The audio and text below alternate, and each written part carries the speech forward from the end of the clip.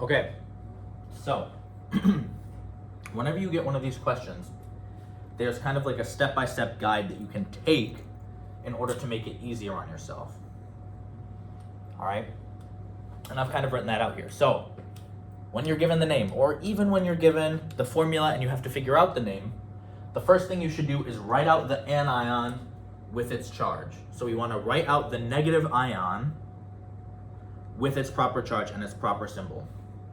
So I have two examples here, potassium oxide and cobalt oxalate. Now the anion is always the second thing in the name.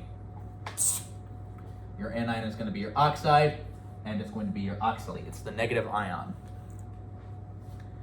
And if it has an IDE ending, oxide, bromide, nitride,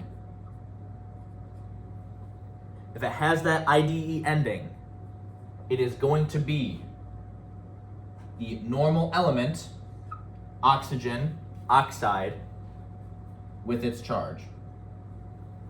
If you have something like oxalate, that is not just the normal element, it's not just oxygen, you have to look at your reference table for the polyatomic ions, okay? So in this case, we have oxide, it's got the IDE ending, ide, so we know it's just oxygen. And we know that oxygen likes to be 2- because it's in group 16 of the periodic table. Now you need to know those cheat codes when it comes to figuring out your anions.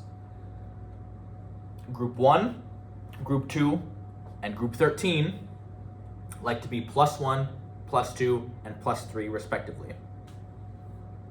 On the opposite end of the periodic table, group 17, group 16, and group 15.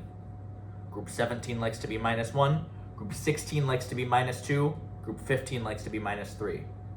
Okay, you have to know that. It is in the study guide. Take a look. You need to know that absolutely. All right, on the opposite side, for oxalate, we need to use table E on our reference table. The reason we know it's a polyatomic ion because we don't recognize it, first of all, and second of all, we can look at our reference table and see if it's one of those. And we do. Oxalate is as follows: C2O4 2-. That's the whole thing. When it comes to polyatomic ions, don't start trying to split them apart and say, well, I think carbon's going to be +4 and I know oxygen's -2. No, don't worry about it. It's telling you that this whole thing right there is 2-. Leave it be. Leave it as C2O4. Okay?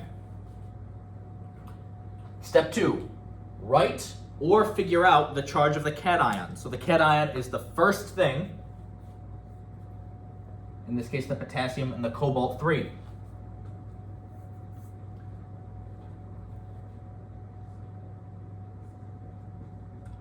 Now, potassium is in group 1.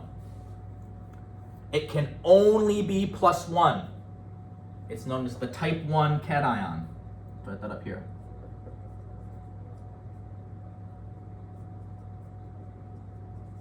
It can only have one possible charge. Group 1 likes to be +1. K plus. We don't need the Roman numeral because it's in group 1, group 2, and group 13. All of these guys have only one possible charge. Group 1 is +1, group 2 is +2, group 13 is +3. So we don't need the Roman numeral for those cases. Cobalt is a transition metal. It is in this weird spot in between the two sides of the periodic table. They can have multiple different charges. These are your type 2 cations.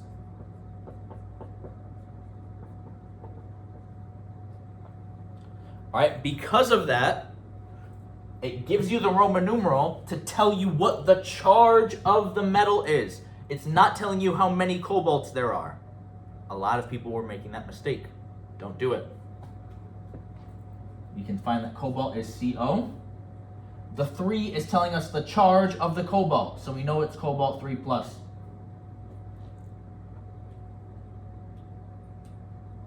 Okay? You need to do this before you do anything else for these problems. Don't try and balance it out without looking at it first, because you will make very simple mistakes. Write out your ions with their charges first, every single time, All right? Because you don't want to make those silly mistakes. After you have your anion and your cation written out, you will have to balance out the charges. Now, what do I mean by balance out? As we have it written, this is not balanced, right? We can't just say KO, boom, it's balanced, we're good. We have a -2 charge right here and a +1 charge right here. That is not balanced. We need to add either cations or anions to balance out the charge. If we add more oxygens, some more oxide ions, it's just going to make this even further imbalanced. If I write another O2-, that doesn't fix the fact that we only have 1+ over here. That would give us a total of 4- on one side and +1 on the other. That's no good. So we should be able to see here that in order to balance this out, we need 2 K+ and 1 O2-.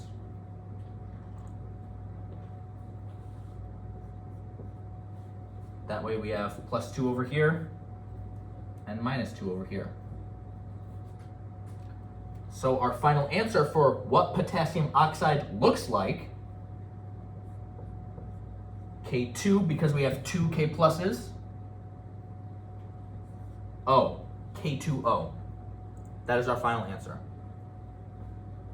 Because now that we have it balanced out, the whole thing equals out to 0. But it's made with things that are charged. That's what you have to understand. Let's go back over here to cobalt-3 oxalate. Let's use our same method.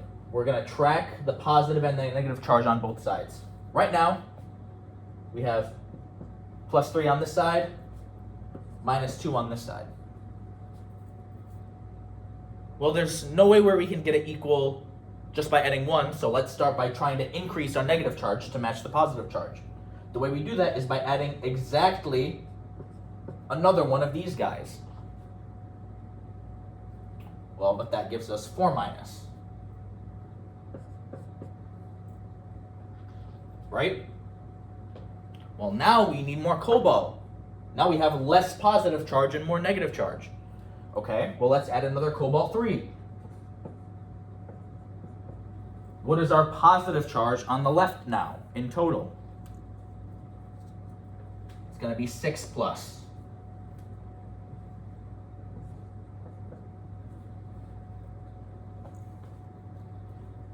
You should see now, oh, we can just add another oxalate, and now it's balanced. Now we have +6 and -6 balancing each other out. So how do we write this? Well, just as before, we have 2 cobalts, CO2, make sure that O is lowercase, and we need 3 of this whole thing, of each of the C2O4s. So what are we going to do? We write a parenthesis, because we need 3 of the entire unit. C2O4, we need 3 of them. That's what it would look like. So again, I don't want to see people immediately rushing to try and write out the answer. You need to write out your ion charges or you're going to make simple mistakes. Okay? Now, if we're going in the reverse process, let's say we're going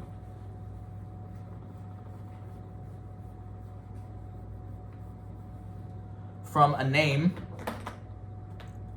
or from a formula to a name, let's just say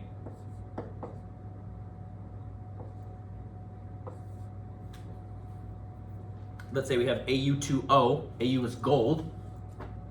The process is no different. Write out your anion. Our anion is oxygen. We know oxygen has to be O2-.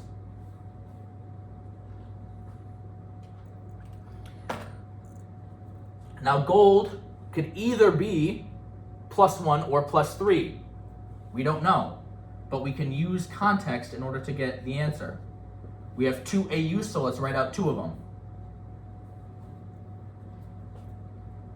You need to use your logic here. If I need to cancel out a -2 charge, what does gold have to be in order to cancel out that -2 charge if there's 2 of them? Let's try +3, because we said it could be +3. Does this make sense? It shouldn't.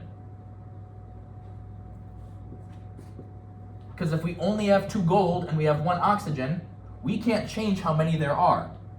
Our +6 and our -2 do not cancel out, so we know that it cannot be gold 3.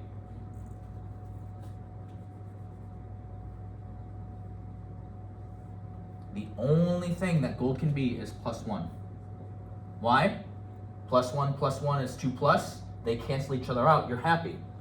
So our name here, our name is going to be gold 1, because that's the charge of each individual gold unit. Oxide. Oxygen, it gets the IDE ending because it's an ion. Okay?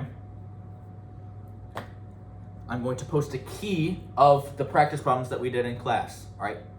Make sure you try those and you understand them. All right? Look online for other practice problems. I'm sure you could also use some kind of generative AI like ChatGPT or Goth to help you make some of these problems. But make sure that you understand it, right? Don't just say, oh, I got the right answer, so I'm good. Make sure you understand how you get to that answer each time, okay? I believe in you. Let me know if you have any questions.